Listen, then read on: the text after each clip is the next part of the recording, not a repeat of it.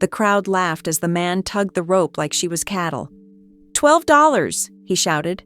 1 week or forever, your choice. But what happened next would shake this dusty town to its bones. Welcome back to AwoTales by AwoTales. I'm your host, bringing you real stories from the American frontier that'll make you believe in second chances. If you love these tales of courage and hope, smash that subscribe button and let me know in the comments where you're watching from. Now, let me tell you about Thomas Creek. Not a famous gunslinger, just a regular ranch hand with work-worn hands and a heart full of hurt.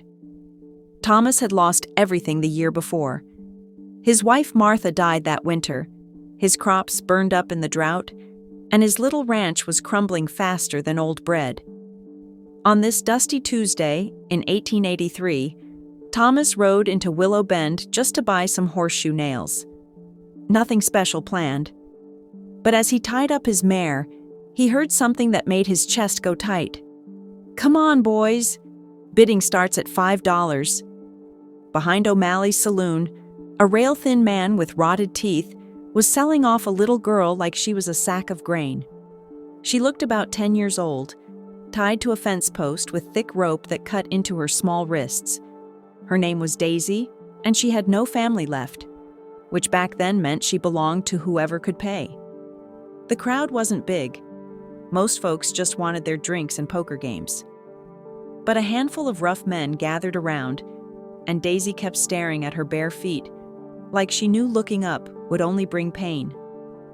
Thomas felt sick watching it. He had $11 in his coat, money saved for winter feed. He looked at Daisy's thin shoulders, then at his empty supply wagon, then back at those scared eyes. $16, Thomas shouted, pushing through the crowd. Everyone turned.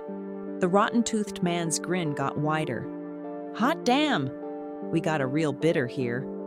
"Cash right now," Thomas said, showing his coins plus a few more he scrounged from his pockets. 10 minutes later, Thomas was cutting Daisy loose with his old knife. Her wrists were bleeding, but no tears came. She just studied his face like she was trying to solve a puzzle. "You eat today, child?" She shook her head. "Well, I got cornbread back home. Might even have some honey left." Daisy's eyes went wide at the word honey, like she'd forgotten such things existed. The ride to Thomas's ranch was quiet, except for horse hooves and Daisy's stomach rumbling like thunder. Thomas pretended not to hear, but he made his mare walk faster. His place wasn't much. A wooden house with a sagging porch, a barn that leaned sideways, and chickens that acted like they owned the whole property. But when Daisy saw it, her mouth dropped open. "It's got real glass windows," she whispered. Thomas figured she'd never seen actual glass windows before, just oiled paper or nothing at all. That first evening, Daisy ate 2 bowls of cornbread and honey, then fell asleep right at the kitchen table. Thomas gently moved her to the spare bed and tucked Martha's old quilt around her shoulders. When he peeked in later, she was staring at the ceiling with wide eyes. "Something wrong?" "Just checking if I'm dreaming," she said softly. Over the next month, Daisy turned out to be tough as old leather and smart as a whip. She could mend torn clothes better than Thomas, gather eggs without breaking a single one, and somehow always knew when storms were coming before the clouds even showed up. But here's what really got Thomas. The girl was hilarious. When his attempt at making biscuits came out harder than river rocks, Daisy tapped one with a spoon and said, "Think we could use these to patch the roof?" When Mrs. Patterson's goat broke loose and ate their laundry off the line, Daisy chased it shouting, "Bring back my dress, you 4-legged laundry thief." Thomas hadn't laughed since Martha died, but Daisy had him chuckling every day. Life was getting good. Too good. One chilly morning, 4 men on horseback appeared at the ranch gate. The rotten-toothed seller, a badge-wearing deputy, a slick-talking lawyer from the county seat, and worst of all, a well-dressed stranger who claimed to be Daisy's long-lost uncle. "Time to collect what's mine," the uncle announced, dismounting slowly. Daisy froze behind Thomas like she'd seen a ghost. "He's not my uncle," she whispered. "I don't have any uncles." The deputy stepped forward with folded papers. "Legal claim of kinship. The girl comes with us." "Over my dead body," Thomas said. The fake uncle laughed. "That can be arranged, dirt farmer." But here's where things got interesting. Thomas reached into his shirt pocket and pulled out his own papers. Adoption documents he'd been secretly working on for weeks. He'd ridden to 2 counties over, paid a real lawyer, and filled out every form twice. "Daisy Creek is my legal daughter now," Thomas announced. "Signed, sealed, and recorded at the courthouse." You should have seen their faces. The deputy's jaw hit the ground. The lawyer started stuttering. The fake uncle's face turned purple. "You can't just steal someone's property," the uncle sputtered. "She's not property," Daisy said, stepping forward with her fists clenched. "I'm a person. And this is my papa."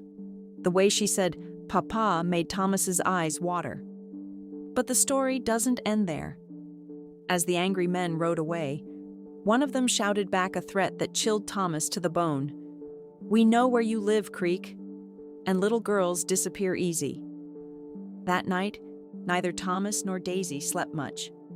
They sat by the fire, taking turns watching the door. Every sound made them jump. Was that hoofbeats, a breaking branch, or just the wind? "What if they come back?" Daisy asked. "Then we'll be ready," Thomas said, checking his old shotgun. But when trouble finally came, it wasn't what they expected. 3 days later, Daisy was feeding the chickens when she spotted smoke rising from the direction of town. Not cookfire smoke. This was black and angry, billowing up like a storm cloud. Thomas grabbed his spyglass and climbed onto the barn roof. What he saw made his blood freeze. Willow Bend was burning, and heading straight toward them was a wagon packed with families fleeing the flames. "Fire jumped the creek," the first wagon driver shouted. "Whole town's going up." Thomas and Daisy spent the next 2 days helping refugee families, sharing their food and water, letting people sleep in their barn. Daisy proved herself a natural helper, comforting crying babies and organizing supplies like a general. But on the 3rd day, as the last family moved on to relatives in the next county, a lone rider appeared. It was the deputy from before, hat in hand, looking ashamed. "Creek," he called out. "Got something to tell you." Turns out the fire had revealed the truth. When the fake uncle's hotel room burned, they found stolen documents, forged papers, and evidence that he'd been running a scheme to claim orphaned children across 3 states. The rotten-toothed seller was his partner. "They're both in jail now," the deputy said. "That girl's safe for good." Daisy hugged Thomas so hard he could barely breathe.